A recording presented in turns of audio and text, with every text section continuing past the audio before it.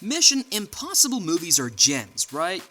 These movies achieve this level due to every person's hard work.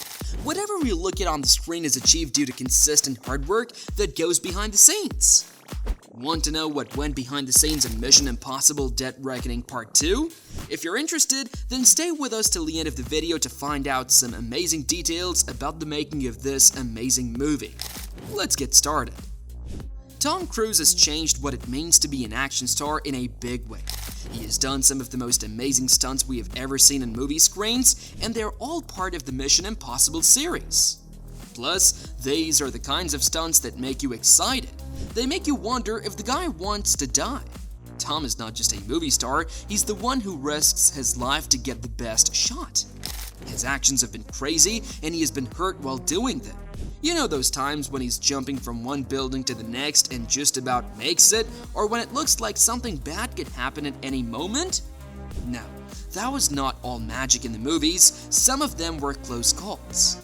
This is for his new movie, Mission Impossible Dead Reckoning. The people who made this movie really went all out. They started from scratch and built a whole town in just 5 weeks. This is a Mission Impossible movie, so they didn't leave anything out. A sandstorm became an important part of one of the scenes, and it's hard to imagine how that would work in real life. Hey, do you remember when the first Mission Impossible movie came out? Feel free to guess. Remember how Tom Cruise was just beginning to shape his Ethan Hunt character? Do you get it? In Dead Reckoning, one of the best parts is a trick that Tom Cruise practiced for a ridiculously long time. It takes 500 hours of training to skydive. Yes, 500 hours. It's not a mistake. Not only that, but he also did 13,000 motorcycle jumps to make sure everything was okay. You have to wonder why someone does this over and over again. Well, those who were there say Tom wouldn't stop until it was perfect. Someone on the team said Tom jumped 6 times in the first day. 6 times! He did it twice more the next day to make sure they got the shot they needed. You may ask why, and because Tom Cruise is so picky, he always thinks he can do it better. That's why the stunts in every movie he is in get bigger and unbelievable. This trick could be the biggest in the history of movies. Who else would even think about riding their motorcycle off a cliff 6 times in one day? That's Tom for you. He's always trying new things and looking for the next big task. And really, who can blame him? You have to keep setting new goals when you're known for doing impossible things. It was not easy to film in Rome either, in case you were wondering. Rome's streets are not exactly known for being easy to get around in, especially when you're filming a crazy car chase. The team had to carefully plan the roads and make sure that everything went as planned. Plus, they were shooting during the pandemic, which made things even more complicated. They managed to pull it off though, and the action scenes are some of the most exciting you'll ever see. Every shot takes a lot of thought and work, which is one of the most interesting things about making these movies. Chris McQuarrie, the director, and Eddie Hamilton, the editor, talked about just how they had to reshoot some parts of a scene to get the lighting just right. They also had to make sure that the audience understood the geography of the scene, such as where everything was in connection to the submarine. There is more to this than just making things look good. It's about telling the story in the best way possible. That's something these guys really care about.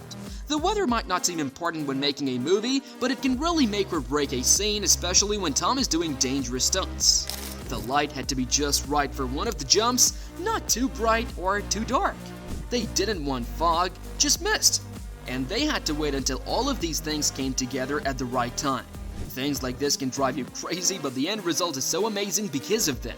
For this movie, they also did something cool. They shot in an airport that was still being built. It sounds easy, right? Not really. The task was to make this airport that was not even finished look like it was ready to go. This meant getting about 150 extra players to make it look like it was busy. Plus the crew members who had to plan everything. McQuarrie said it was very hard, but they were able to do it. The finished airport looks so good that you would never guess that it was still being built while the movie was being made. Let's take a moment to admire how determined Tom Cruise is. His dream for a long time had been to shoot in Venice, and it took 14 years for that dream to come true, and when it did, they had to deal with a lot of new problems. Some people say that Venice is one of the most beautiful towns in the world, but movie sets are very hard to find there. First, cars are not allowed in a lot of parts of the city, so they had to think of other ways to film the scenes. Digital screens were used to bring parts of the city to life in ways that had never been done before. How did it turn out? Movie magic at its best. The stunt work and dance moves in a mission are hard tasks, but all the effort to make it, well, hard to stay away from. Tom Cruise is known for making his co-stars doing things on their own whenever they can. Not only is it important that the action looks real, but also that the actors are really into their roles. These movies are different from others because of how dedicated the people who worked on them are. For instance, there is a fight on a bridge in this new movie that would not have been possible without Tom's hard work. To meet Tom's hard work, everyone in the cast had to be at their best. When we talk about Dead Reckoning, we have to say that it's only the first part of a two-part story. You know, there's more to come when the phrase sounds like that, and once more, Tom Cruise is going all the way. He's running down a cliff in one scene, only a few feet off the ground. He was in grave danger from any kind of crosswind, but that didn't stop him. They are falling at over 80 kilometers per hour, which is very fast. The risks are very real, even though it's just a movie. It's both exciting and scary that Tom is willing to put himself in danger for the movie.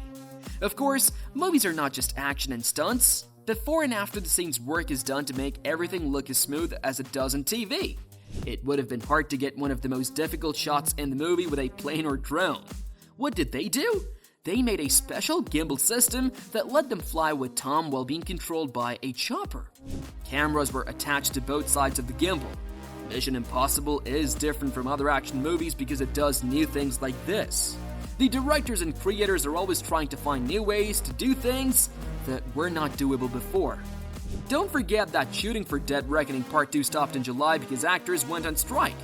This means that the release date, which was supposed to be May 23, 2025, could change. But you can be sure it will be worth the wait when it does come out. For now, they're recording some of the most intense action scenes with old-fashioned tools, like small cameras. To shoot this epic scene, camera operators were on top of a moving train with actors, while a pursuit car tried to keep up. It's the kind of movie that makes you feel both excited and scared at the same time. Let's go back to that famous question one last time before we end. When did the first Mission Impossible movie come out? Well, the famous date is May 22nd, 1996, when the first Mission Impossible movie came out. It was the start of the whole series. Yes, Tom Cruise has played Ethan Hunt for almost 30 years now. He has not slowed down at all in all that time. He has become even more bold, more adventurous, and more dedicated to giving people high-octane entertainment that they can't get anywhere else. What should you remember from all of this? Tom Cruise is a force of nature, not just an actor. As he races down mountains, jumps off cliffs, or does crazy stunts that no one else would dare to do, he's always pushing himself to the edge. And as long as he's ready to do that again, we'll keep waiting in line to watch. Because there is nothing better than a Mission Impossible movie at the end of the day. They're more than just movies, they're experiences. You know you're in for a wild ride with Tom Cruise in charge. Which Tom Cruise movie do you like the most? Share with us in the comment section below. If you enjoyed watching the video, do not forget to like, share, and subscribe.